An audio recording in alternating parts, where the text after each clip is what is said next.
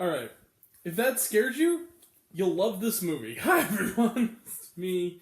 That was lame and poorly executed. Hi, everyone. It's me, Grant, the movie and TV guy. Sometimes you gotta work for your sarcasm, kids. Hi, everyone. It's me, Grant, the movie and TV guy. Welcome to Racing Popcorn with Grant, everybody. And does anyone really give a shit?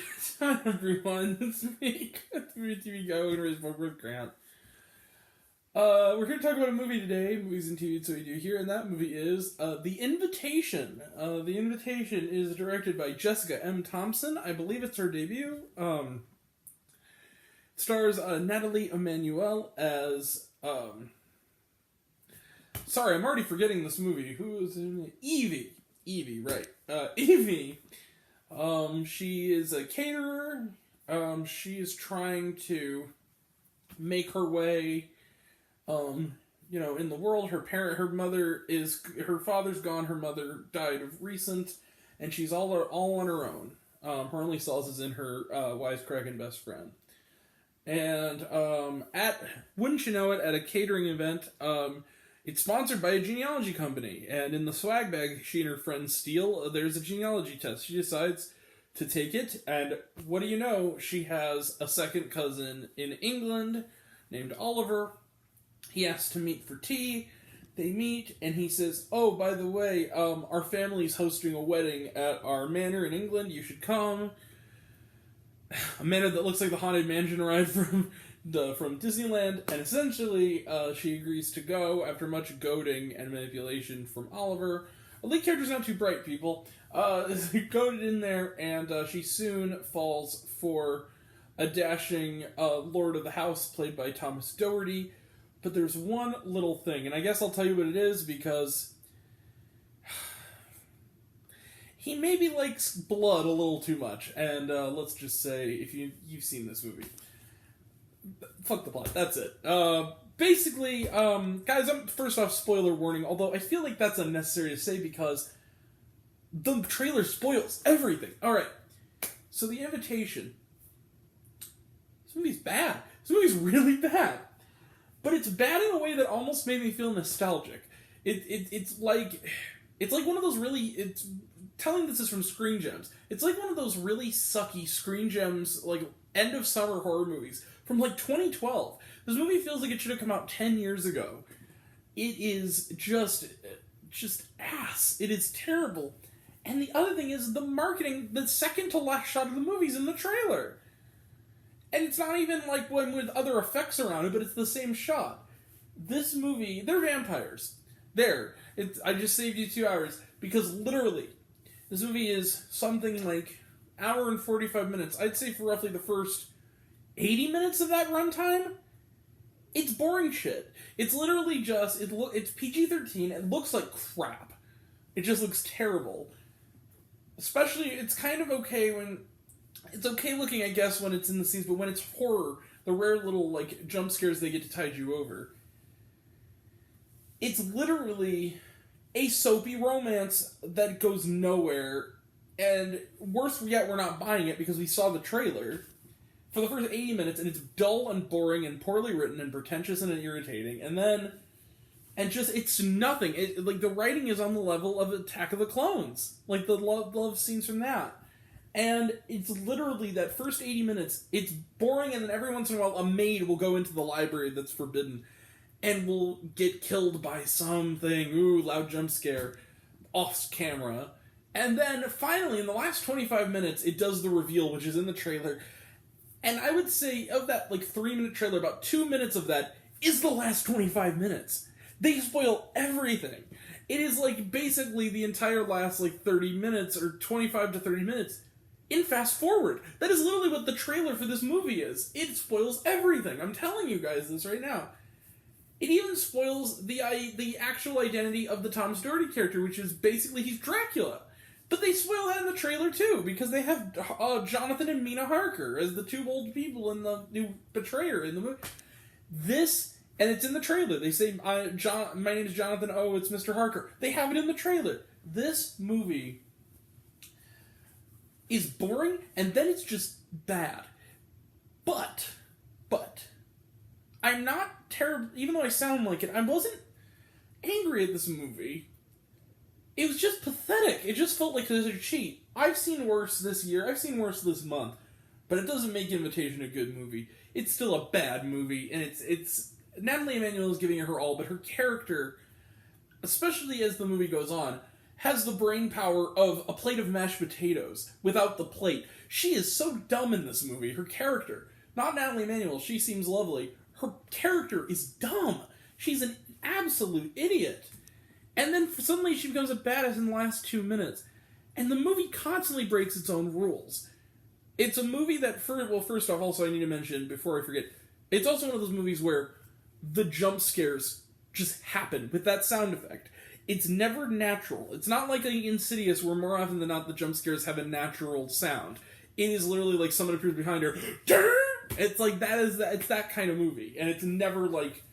It actually stops having jump scares when the scary stuff starts. It's ridiculous.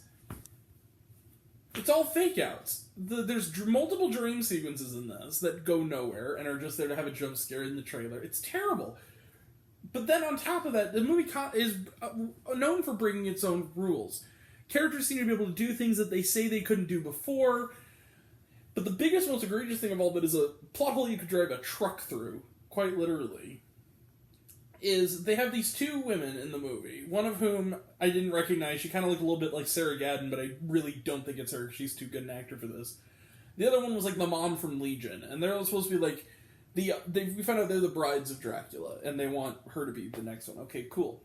They explain to her when she's chained up right after a jump scare that essentially once she drinks Dracula's blood and he drinks hers, she gains all his power, and therefore, if something bad happens to him, maybe I missed something because there was a lot of exposition, but it seemed to imply that if he dies, they die too. The years catch up with them and they fade to dust.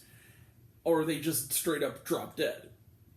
But then in the climax, the way she gets out of it, and again, it's in the trailer, you see blood on her lips, is she drinks his blood, gains his power, grows fangs, kills them all, and then the second she kills the main vampire, she just goes back to normal, like nothing happened and she's fine. What the fuck? It's that kind of thing. It does not even obey its own logic. The internal logic is not there. It's terrible. The ending of the movie ends on a pun. I'm not kidding you. The last scene of this movie, I'm just going to say it because it's the only part that the climax is not in the trailer. She has a friend who, up to that point in the movie, was actually the high point. She was like the sassy best friend. At the end of the movie, they decide, they kill everybody except the cousin. At the end of the movie, they go to, like, his office, and they say, like, let's go in and mess him up, right? Also, they clearly cut out an F word. This movie probably was R originally. She takes a baseball bat, like a metal bat out, like baseball bat. Swings for swing. She goes, why did you bring a bat? And he goes, like vampires, bats, get it? Directed by Jessica M. Thompson. I'm not even kidding you. That is the last line of the movie. This movie sucks. I hated this movie. It's ugly looking. It's bloodless. Just go watch Ready or Not. That's what this movie is, except that Ready or Not has balls. This movie is castrated. This movie is a eunuch of a movie. It does not belong in theaters. It doesn't even belong on Netflix. It doesn't need to exist at all. There are 1,000 movies just like this. It's depressing. I was just sitting there the entire time waiting for them to just pull the rug out from under me and say that it was all a satire, and it never happened. Or if it did, I just didn't notice. Look, let's put it. I was so bored, I checked my watch 3 times in this movie. I'm not even wearing whatever. Fuck this movie. But then again, it's not a 0, just because I can't give it a 0 because, again, first off, I actually thought Thomas Doherty was quite good, and he was very convincing as a villain. I also thought that there's a good movie, and maybe on paper here, way that just got ripped into oblivion, but other than that, this movie gets a 1 star.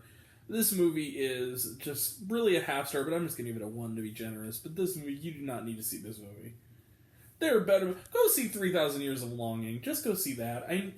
You're going to get more out of it if you see that one. Screw the invitation. Just don't RSVP to this to this invitation. Just don't bother. Alright. The most tense scene involves a manicure. There you go. It's true, too.